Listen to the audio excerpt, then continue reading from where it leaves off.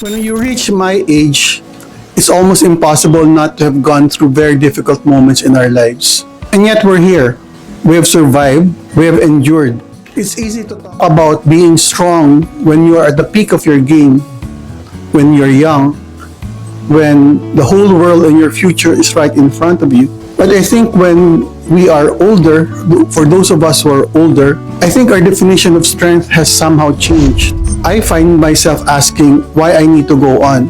And the answers do change. Sometimes it's giving up is not an option, or no matter how difficult things are, we are not alone. The people around us are willing to help us, but only if we reach out. We have the scars to show for, but it's also the scars that show us that it's a life well lived.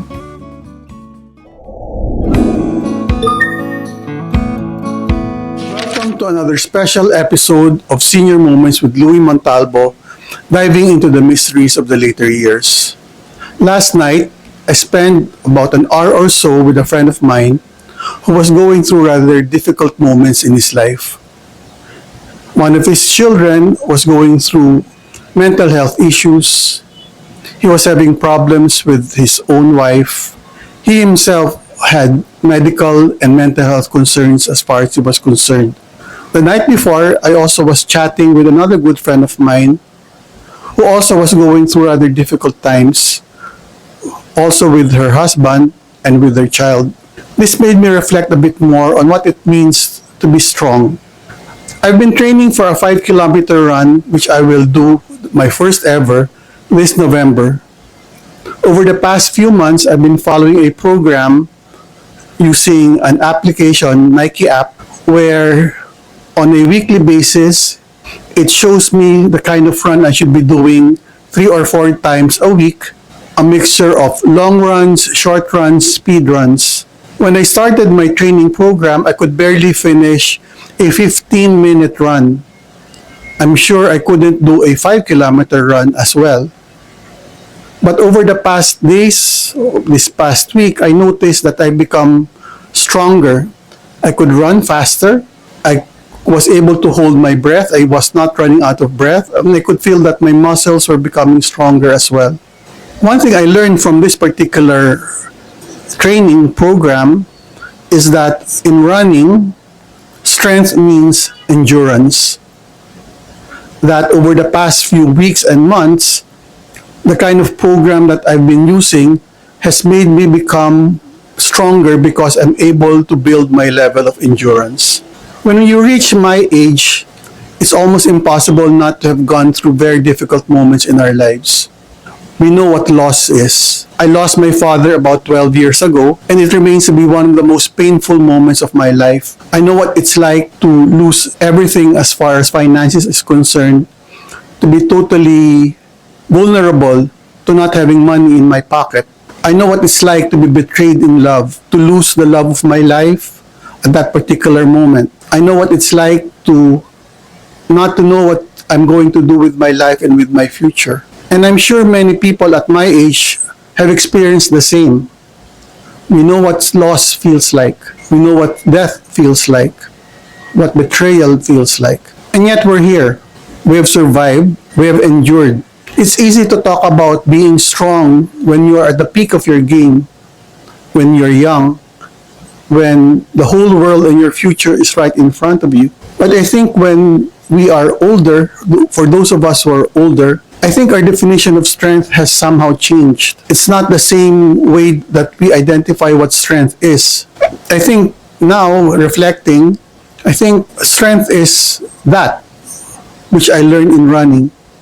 Endurance, staying the course, not giving up, putting one foot after another, even when the temptation to give up becomes very, very strong.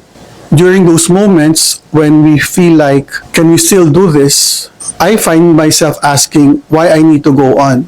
And the answers do change. Sometimes it's giving up is not an option, or there's another person that's relying on me to be able to continue what I need to do to be able to survive. And many times, from my experience, is to be able to survive the moment becomes the most important thing. When I saw my friend yesterday, the first moment I saw him, he really looked very, very tired. In Tagalog, bagsak, both the body and the spirit. And yet when we talked, I could sense a strength from within. I don't know if he sees it, but there is. And I think the strength comes from the love that he has for his family, particularly his children. The other thing that I'm learning, and I've learned over the years, is that no matter how difficult things are, we are not alone. Sometimes it feels that we are. At the moment when we are going through difficult moments in our lives, I think part of the difficulty is we do feel isolated, we do feel alone. It's as if we're the only ones dealing with the things that we are dealing with. But I think it's good to remind ourselves that we can reach out. There are people around us who would be willing to listen to us, might not take us out of the difficulty or the pain we're going through, but at the very least, be with us. And I think that was what happened last night when my friend visited me, or my other friend started a chat, realizing that we are there for each other, that the world, the people around us are willing to help us, but only if we reach out. I think the kind of strength or resilience or endurance that we learn, that we acquire as we are growing through the years, is something that we will need more and more as we grow older. The challenges as we grow older are both the same and different, and the invitation to endure, to not give up, to embrace the difficulties of growing older, we need to be able to rely on the kind of endurance that we've been able to build in ourselves over the many years. And we also need to realize as we grow older, as we enter into our senior years, that there are still people around us who are willing to help us, but only if we're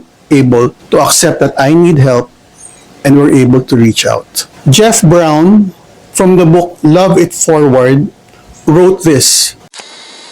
Before we continue with this episode, in case you want to talk to us or talk to people like you, please send us a message or send us an email in the different platforms that will be flashed to you after this. Now we will continue with the episode.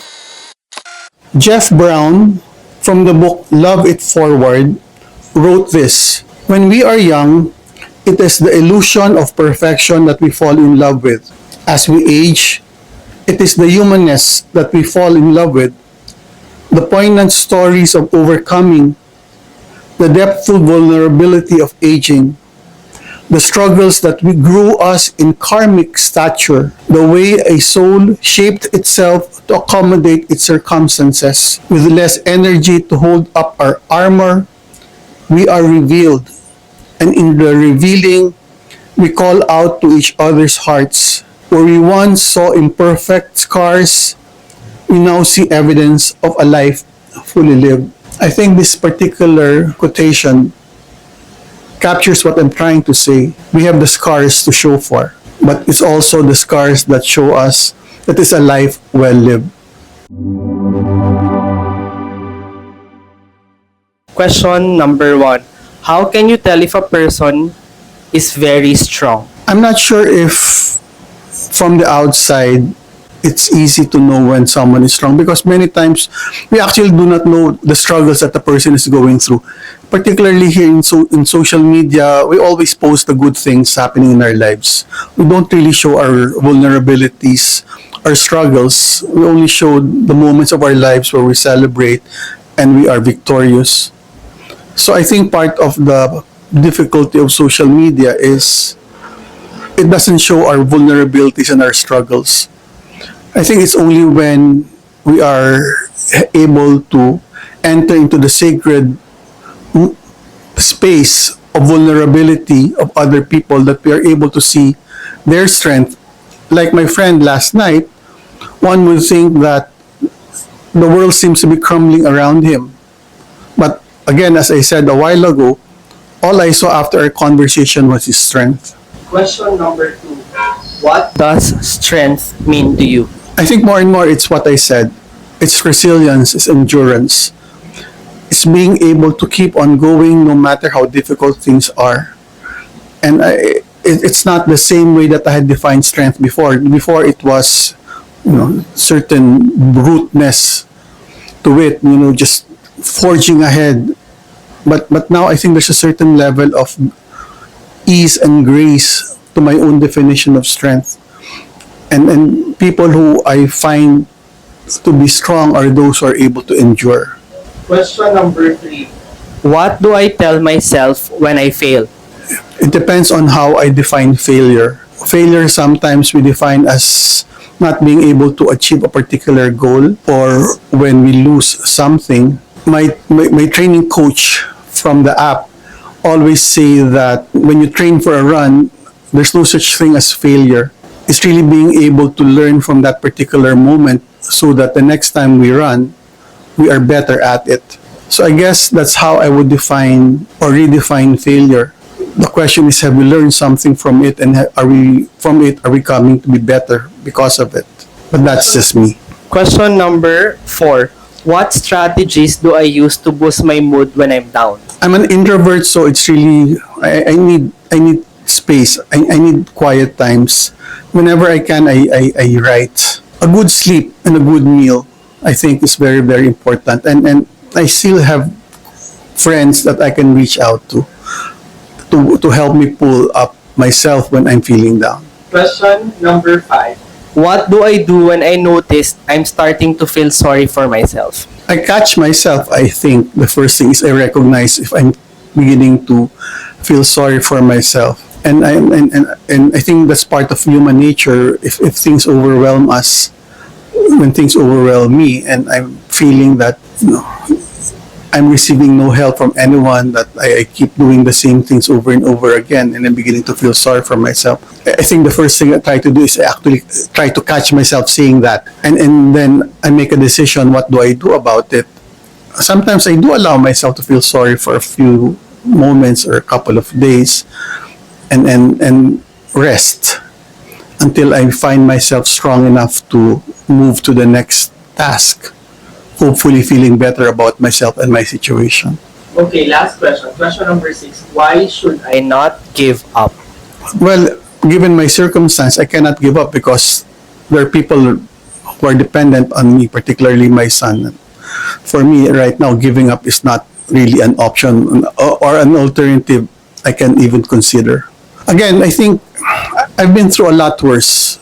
I think part of the benefit of being older is we've been through a lot worse than what we are going through right now, and we survived, we endured, and we learned. So in a way, the resilience built over the years is something that helps me not give up. I talked about reaching out and helping.